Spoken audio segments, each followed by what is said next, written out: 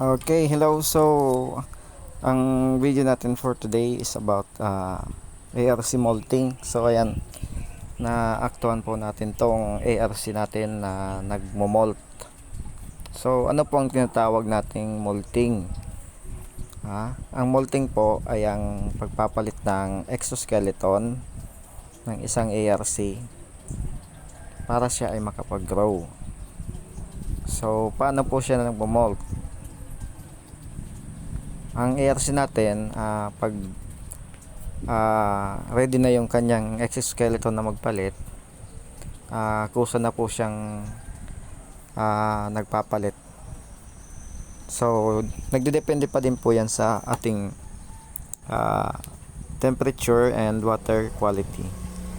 So, if maganda yung water quality, medyo mabilis siya makapag-molt.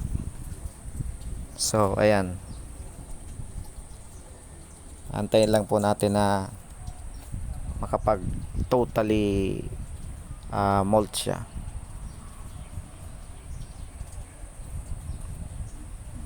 So during molting or after molting, napaka-vulnerable po ng ating ARC sa mga other ARC na magta-try i-bully siya, kasi super lambot ng katawan niya during this time.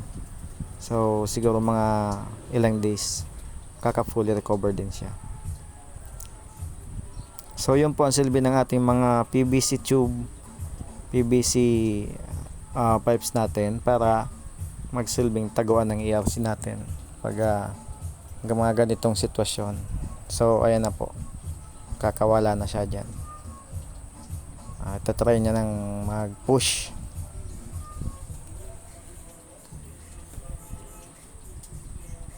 So yung ating mga pinagbalatan ng ARC ay magagamit pa rin po nila yan. So wag nyo nga aalisin sa tubig, kasi magsisilbi ring pagkain nila yan.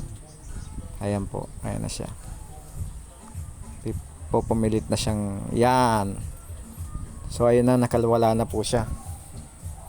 So medyo mahina pa yan, nag-a-adjust pa siya sa kanyang bagong exoskeleton. So pero mga ilang days din makaka-recover din yan. So as I've said before, yung pinagbalatan ay kinakain din ng ibang ARC yan, kaya wag muna natin aalisin dyan. Ayan, so magta-try na siyang yan. Ayun na.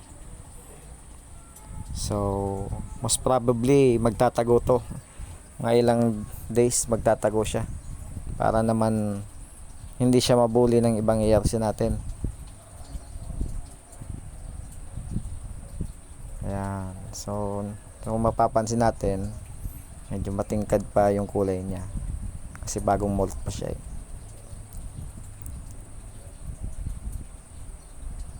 So iwas-iwasan natin during this time, iwas-iwasan nating itatouch yung ating mga ARC, kasi vulnerable pa siya sa mga panahong ito.